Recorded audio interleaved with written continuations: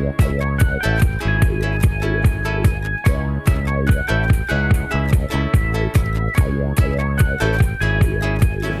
Edie Lush, and I'm here at the World Climate Summit at COP21. Absolutely delighted to be joined by Vikram Widge. Thanks very much for coming over into my corner. Thank you, Edie. It's a pleasure. Climate and Carbon Finance for the World Bank Group. A lot of discussion and growing acceptance, potentially, of the idea of a price on carbon and what carbon markets can do. Tell me a little bit about how you're seeing this whole environment. I think you're right. I mean, the momentum behind carbon pricing is tremendous. We've been working at it for over 2 years now. It started with the UN Secretary General's Climate Summit last year when 1,000-odd companies signed up and some governments signed up. But earlier in the COP, we saw this huge momentum surge up where we now have leaders on the world stage standing up and saying, we need a price on carbon. We did recently issued a report that sort of collated information and said 40 countries and more than 20 sub-national, regional, city like jurisdictions, cities, California, Quebec, all the provinces in China are actually implementing carbon pricing through market-based mechanisms. And data shows that this already covers about 12% of the world's global emissions, which is about 7 billion tons.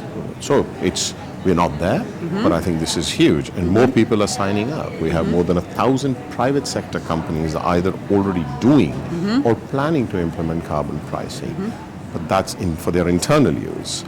They are already basically looking to internalize a price that we hope will actually start to permeate all the plans and economies of the various countries after COP21. So do you think that some markets are better than others, or do you take a holistic view that putting a price on carbon, I know that some cities do it one way, some states do it another way. Do you think that there's a most efficient way? More than half of the INDCs, the so-called intended nationally determined contributions, these are, let's call them the plans the various countries have put out that show how they are going to contribute to reducing emissions.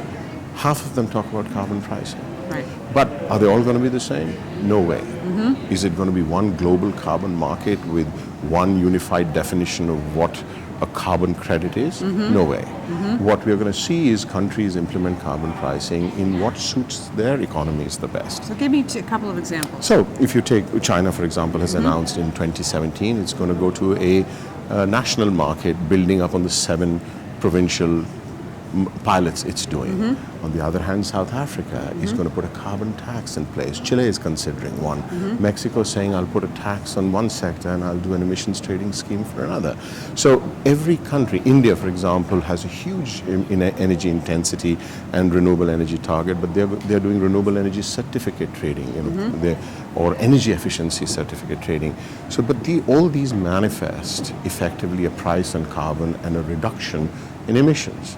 So, no, they're not going to look the same. And I think our challenge is going to be helping these countries put these policies in place in a robust, sustainable way, so we can then use market forces and other approaches to see how we can create some level of comparability across these various actions.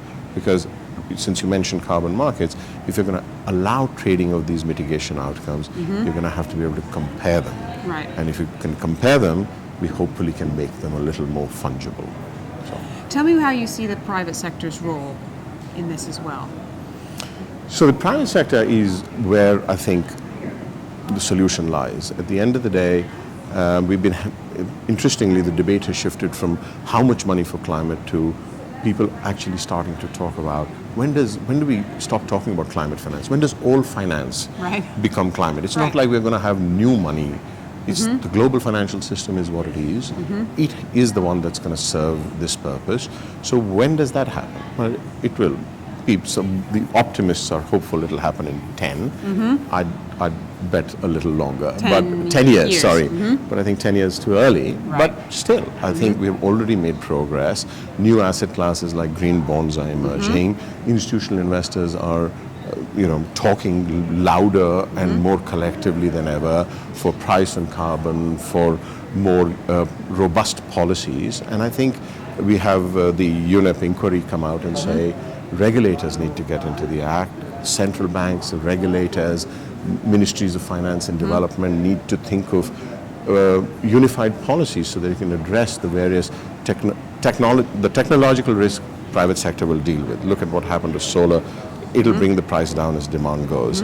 But somebody has to take care of the ambiguity around policy. Somebody has to help address the other issues around misalignment of interest and pricing. For example, Mark Carney and others have talked about the embedded climate risk, right? So disclosure, that's the next step.